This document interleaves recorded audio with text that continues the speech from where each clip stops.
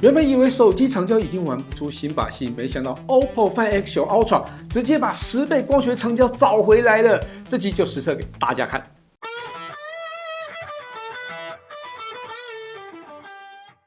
嗨，大家好，我是 Kissplay。这几年手机影像真的是越做越猛啊，但讲到长焦，大多数的旗舰大概就是3倍到5倍光学这个区间吧。没想到这一次 OPPO Find X9 Ultra 直接把10倍光学长焦找回来，等效230mm， 这件事情本身就是已经非常有话题了哦。那更重要的是，它不只有规格好看，实际拍起来也真的非常有感哦。接下来的实测会先从拍照跟录影开始，也会聊规格、效能还有 AI 功能。那我们就开始吧。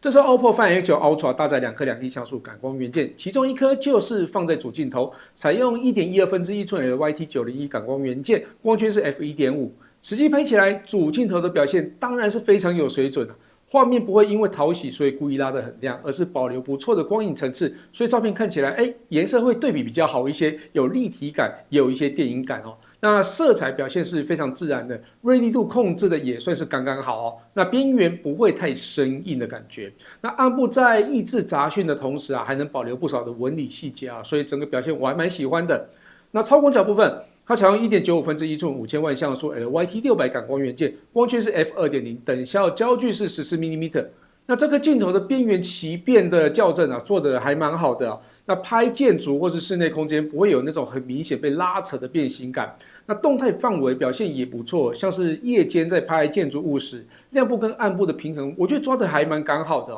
那拍一些色彩很多的这个场景的时候呢，颜色过渡也相当的自然。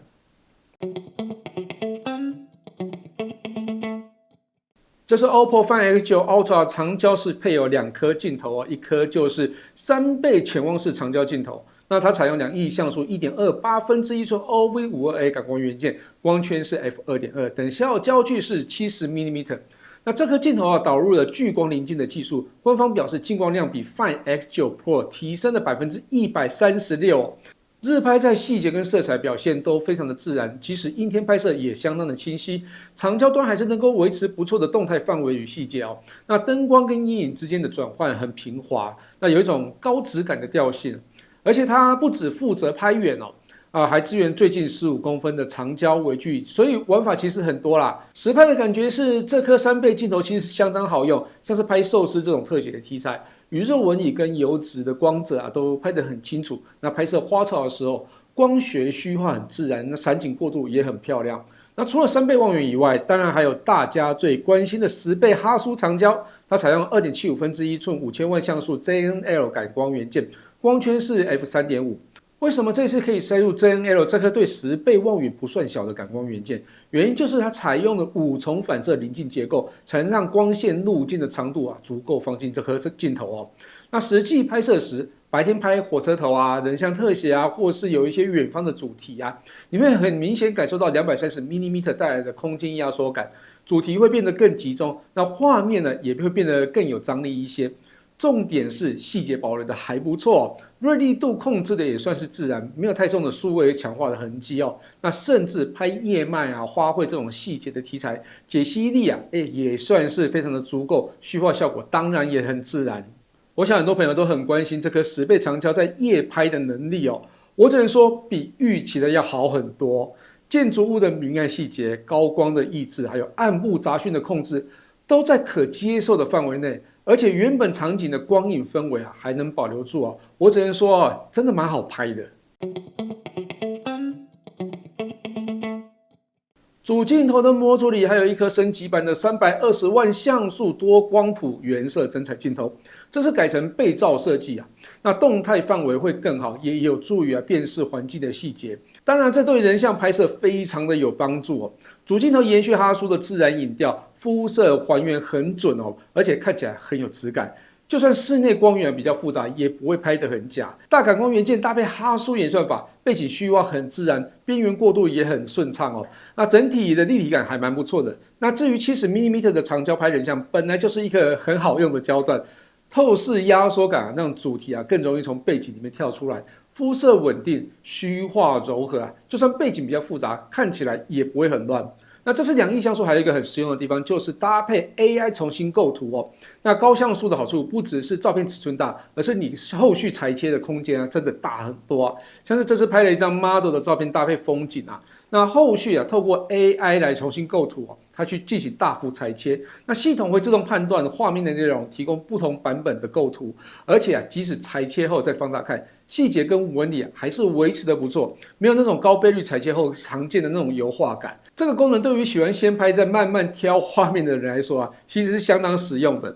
哈苏大师模式也是这台手机很有意思的地方，这是新增的多款胶片滤镜，像是摩尼柯达 Portrait 质感的和光，就很适合拍室内人像，那肤色温润自然那摩尼柯达正片风格的浓郁也很适合拍摄风景跟海边的人像，色彩比较饱和，影调也比较鲜明。如果你喜欢人文街拍，摩尼柯达 400TX 的黑白滤镜也能带出很不错的明暗层次那录影部分，Find X9 Ultra 最高支援 8K 30fps， 也支援10bits log 的拍摄，也能汇入 LUT 档。那对于想把手机录影当成创作工具的朋友，这点相当实用。以一般拍摄来说，这是刚好拿去拍一场小型的演唱会，在灯光昏暗、变化很快的环境下，3倍望远镜头依然可以把杂讯压得不错同时保留歌手的表情跟舞台的光影层次，整体画面比预期的更有质感。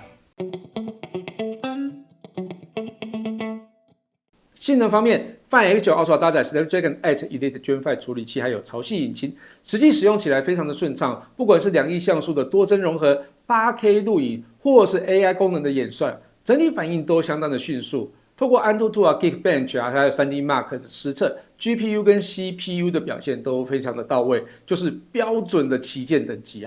续航部分，它搭配70550毫安时大容量电池，采用新一代的细碳技术，就算是高强度拍摄也能撑一整天。充电则是支援100瓦超级闪充，还有50瓦无线闪充，而且包装内就有附有超级闪充充电器，还有充电线不用再另外买。那系统部分，新升级的 ColorOS 16.1在 AI 功能上表现也蛮完整的，像是原本就很好用的 AI 记忆仓，现在也可以一键帮你管理网页录音、邮件，甚至证件这些零碎的讯息特别是记忆顾问的功能，它导入了 Gemini 还有 Perplexity 的模型系统会根据你的问题自动调度合适的模型来回答。如果你有特定需求，也可以手动指定，甚至同时交叉比对不同模型的答案。对于商务人士或是内容创作者来讲，这功能其实蛮强也蛮实用的。最后来看一下外形，手上这台是日出峡谷的版本，亮橘色的机身灵感来自于羚羊峡谷，辨识度非常高，那整个色调真的跟羚羊峡谷是蛮像的也延续哈苏一贯很有味道的影像风格那跟树皮版本不同这个版本采用航太级的玻璃纤维背盖，摸起来其实蛮滑顺的，视觉上也更有一体感。背后那颗很有存在感的镜头模组设计也明显往传统相机靠拢，包含哈苏代表性的橘色装饰环，类似对焦环的齿轮纹路还有橘色的快门键，辨识度真的相当高按键配置也很完整，右侧有音量键跟 Gemini 快捷键，下方有快门键，不只可以直接拍照，也能拿来调整变焦的倍率那左侧有一颗快捷的功能键，可以来制定功能，也能搭配 AI 记忆仓快速记下当下的资讯。那底部就是喇叭、USB-C 连接部，还有 SIM 卡槽萤幕的部分 ，Find X9 Ultra 用的是6.82寸 2K LTPO AMOLED 显示器，解析度是3168×1440，支援1到144赫兹的可片更新率，局部峰值亮度高达3600 nits， 它的护眼表现也不错，搭载3840赫兹的高频 PWM 调光，那最低亮度可以达1 nit， 再加上 AI 明眸护眼技术，所以晚上长时间使用的时对眼睛的负担也比较小一些。总结来说 ，OPPO Find X9 Ultra 最厉害的地方，不只是把10倍光学长焦带回手机，而是它真的把行动影像的使用体验补得更完整。从拍摄当下的焦段弹性到后续的裁切、重新构图、风格化处理，甚至录影，还有 AI 辅助功能，整体都做得很全面那实际使用下来，我自己最有感的还是10倍光学长焦那种久违的直接感直接看到远方的画面，拿起手机就能拍，而且拍出来真的很有细节，也很有质感。那这件事本身就很有吸引力